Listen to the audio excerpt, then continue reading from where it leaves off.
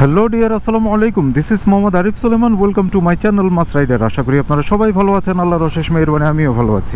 ঈদের ছুটি প্রায় শেষ হচ্ছে অবস্থা, আর একদিন বা 2 দিন আছে। এখন একটা বিষয় নিয়ে কথা বলবো, তবে তার আগে এই বিষয়ের সাথে রিলেটেড, অর্থাৎ এই তেল নিয়ে কথা বলবো। তো আমি আগে তেল নিয়ে নেই, তারপরে তেল নিয়ে কথা বলছি। আমি সবসময় এই পাম্পটা থেকে ফিউল নেই। বাইরে থেকে যদি নিতেই হয় বাধ্য হয়ে, তখন ঠিক যতটুকু লাগবে ততটুকুই নেই। বাট এই পাম্পে আসলে আমি এখান থেকে আমার ট্যাঙ্কিটা ফুল করাই, ফুল। ডিয়ার ভিউয়ার্স, একটা কথা বলি, এই যে আমি বললাম যে আমি এই পাম্প থেকেই তেল নিতে স্বাচ্ছন্দ্য বোধ করি, এই পাম্প থেকেই আমার তেল নিতে ভালো লাগে। কারণ এই পাম্প থেকে তেল নিলেই আমার মনে হয় যে আমার বাইকটা ভালো চলছে, আমার মাইলেজ ভালো পাচ্ছি, আমার সব এভরিথিং ইজ ওকে। আশেপাশে আরও অনেক পাম্প আছে। কোনো কারণে যদি বাধ্য হয়ে বাইক থেকে তেল নিতে হয়, তখন আমি ঠিক যতটুকু না লাগলে নয় ততটুকুই নেই। যারা গাড়ি চালায়, সেটা বাইক হোক, কার হোক, যে গাড়িই হোক না কেন, যারা চালায় তাদের ভিতরে একটা কনসাসনেস আছে যে এই পাম্পের তেল ভালো, এই পাম্পের তেল খারাপ, এই পাম্প থেকে তেল নিলে ভালো, ওই পাম্পের থেকে তেল নিলে খারাপ। এটা কেন হয় জানেন? যে পাম্পগুলো আছে, তেল কি এরা উৎপাদন করে? না, পাম্পগুলো তো আর আলাদা তেল উৎপাদন করে না। এরা তো শুধুমাত্র ডিস্ট্রিবিউটর থেকে এনে, এই যে পদ্মা, মেঘনা, যমুনা ডিস্ট্রিবিউটর যারা আছে, এদের কাছ থেকে এনে এরা বেচে। যেমন এই যে সেনা, যেখানে পদ্মা লেখা আছে, তার মানে এদের ডিস্ট্রিবিউটর হচ্ছে পদ্মা থেকে এরা এনে বেচে। বাংলাদেশে এরকম 3টে ডিস্ট্রিবিউটর আছে, পদ্মা, মেঘনা, তারপরে যমুনা।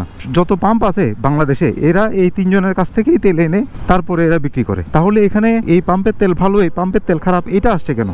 এই বিষয়টা নিয়ে আমার একটা বিশাল প্রশ্ন ছিল। আমরা সবাই বলি বাংলাদেশে তেলের মান খারাপ। বর্তমানে যে বাংলাদেশে হায়ার সিসি বাইকগুলো লঞ্চ হচ্ছে, এদের 2-3 জন অফিসিয়ালসের সাথে আমার কথা বলার সুযোগ হয়েছে। তাদের ভাষ্য মতো একটাই, যে হায়ার সিসি বাইক এখন লঞ্চ হচ্ছে ঠিক আছে, but one of the most important challenges to launch higher cc bike in Bangladesh is the quality of octane.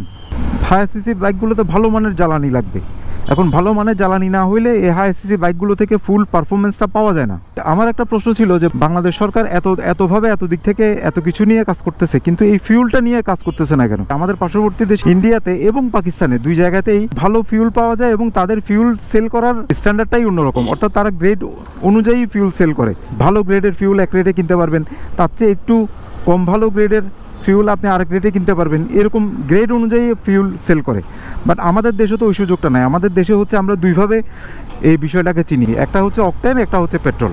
Basically 2টার নামই পেট্রোল, বাট স্ট্যান্ডার্ড অনুযায়ী পেট্রোলের গ্রেড যদি হয় আপনার 95, তাহলে এটাকে অকটেন বলে, আর পেট্রোলের গ্রেড যদি হয় 91, তাহলে এটাকে পেট্রোল বলে। ইন্ডিয়াতে আমি দেখছি যে কিছু ক্ষেত্রে 99 অথবা 100 এগুলোকে সুপার কোয়ালিটি বলে, তারা সুপার প্রিমিয়াম কোয়ালিটি টাইপের কিছু একটা বলে ওরা।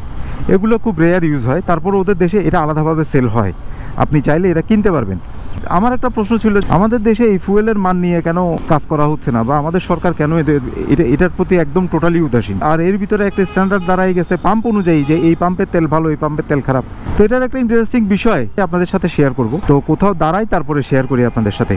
একটা তো প্রশ্ন শুরু থেকে ছিলই যে সরকার কেন এই বাংলাদেশের ফুয়েল সিস্টেমটা নিয়ে কাজ করতেছে না, কেন বাংলাদেশে পার্শ্ববর্তী দেশগুলোর তুলনায় বাংলাদেশে তেলের মান এত খারাপ আসবে, এবং এটা নিয়ে সরকারের কোনো রায় নেই। গত 2-3 দিন আগে আমি একজন দায়িত্বশীল লোকের সাথে কথা বলেছিলাম, আমি আসলে পুরো সারপ্রাইজ। সেটা হচ্ছে বাংলাদেশে তো র তেলগুলো আসে, অর্থাৎ অপরিশোধিত তেলগুলো বাংলাদেশে ইম্পোর্ট হয়। তো অপরিশোধিত তেলগুলো যখন বাংলাদেশে আসে, তখন সেগুলো বাংলাদেশে একমাত্র অয়েল রিফাইনারি প্রতিষ্ঠান ইস্টার্ন রিফাইনারিতে এগুলো রিফাইন্ড হয়, এবং রিফাইন্ড হয়ে সেগুলোর মান নির্ধারিত হয়। রিফাইন্ড হওয়ার পরে সেখানে যে অকটেনের যে মানটা নির্ধারিত হয়, সেটা হচ্ছে অকটেনের নির্ধারিত হয়ে হচ্ছে 95 অফিসিয়ালি, আর পেট্রোলের নির্ধারিত হয়ে হচ্ছে 91। কিন্তু প্রকৃত অর্থে যদি আপনি সেটা মাপেন, তাহলে সেটা 95 পাবেন না, পাবেন বরং বেশি 95.1। এবার ইস্টার্ন রিফাইনারি থেকে এটা রিফাইন্ড হয়ে সেটা পদ্মা, মেঘনা, যমুনা এই 3টে ডিস্ট্রিবিউশন কোম্পানির মাধ্যমে সারা দেশে ডিস্ট্রিবিউট হয়, সারা দেশের পাম্পগুলোতে। এই যে পদ্মা, মেঘনা, যমুনার মাধ্যমে যখন ডিস্ট্রিবিউট হয়, এই ডিস্ট্রিবিউশন লেভেল অর্থাৎ ডেলিভারি লেভেলেও তেলের মানটা বরাবর ঠিক থাকে।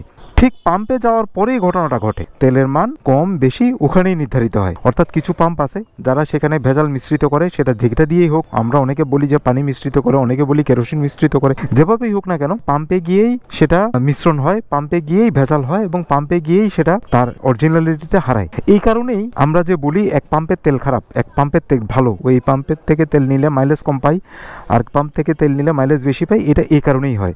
অর্থাৎ তো ডেলিভারি লেভেল পর্যন্ত ঠিক থাকে, কিন্তু সেটা পাম্প লেভেলে গিয়ে, অর্থাৎ একদম প্রান্তিক পর্যায়ে গিয়ে, যেখান থেকে ভোক্তা ডেলিভারি নিবে পাম্প, এই অয়েল পাম্পগুলোতে গিয়ে সেটা নষ্ট হয়ে যায়। এখন বিষয়টাতে কি সরকারের কিছু করার নাই? ডেফিনেটলি করার আছে। যেমন বর্তমানে ভোক্তা অধিকার অনেক কাজ করতেছে বিভিন্ন রকমের সিন্ডিকেট ভাঙাতে, তারা যথেষ্ট দক্ষতার পরিচয় দিয়েছে এবং তারা এই বিষয়ে জনগণের খুব কাছে এসে কাজ করেছে এবং জনগণ তাদের উপরে অনেক বেশি হ্যাপি। তো এখন এই যে ফুয়েল সিস্টেমের ক্ষেত্রেও এখন মনে হচ্ছে যে ভোক্তা অধিকারকেই অগ্রবর্তী ভূমিকা পালন করতে হবে। ডিস্ট্রিবিউশন লেভেল থেকে ডেলিভারি পর্যন্ত অকটেনের যে মানটা এবং পেট্রোলের যে মানটা 95 এবং 91, তারা যেই মানে তেলটা রিসিভ করতেছে সেই মানে তেলটা ডেলিভারি দিচ্ছে কিনা, বা এখানে অন্য কোনো ভেজাল হচ্ছে কিনা, বা গ্রাহক বরাবর সেই মানে প্রোডাক্ট ডেলিভারি পাচ্ছে কিনা, এটা আসলে ভোক্তা অধিকার যদি এখন কাজ করে তাহলে আমরা যারা সাধারণ ভোক্তা আছি আমরা উপকৃত হব।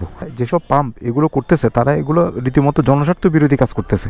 এনিওয়ে, এই বিষয়টা আসলে আমার জন্য অনেক সারপ্রাইজিং ছিল এই বিষয়টা জানা। আপনারাও যদি এই বিষয়ে কিছু জেনে থাকেন বা ডিফারেন্ট কোনো কিছু জানেন, অবশ্যই অনুরোধ করবো একটু কমেন্ট বক্সে দিয়েন, তাহলে আমারও একটু জানতে সুবিধা হবে। তো আজকে এইটুকুই, পরবর্তীতে দেখা হচ্ছে নতুন কোনো ব্লগে নতুন কোনো বিষয় নিয়ে দেখা হবে, কথা হবে। ততক্ষণ পর্যন্ত সবাই ভালো থাকবেন, সুস্থ থাকবেন, নিরাপদে থাকবেন এবং অবশ্যই নিরাপদে বাইক রাইড করবেন। আর আমার এই ছোট্ট চ্যানেলটাকে যারা এখনো সাবস্ক্রাইব করেন নাই, প্লিজ প্লিজ প্লিজ সাবস্ক্রাইব করে দিবেন। আর ভিডিও যদি ভালো লাগে ডেফিনেটলি একটা লাইক দিবেন। আজকের মতো এখানেই বিদায় নিচ্ছি। খোদা হাফেজ।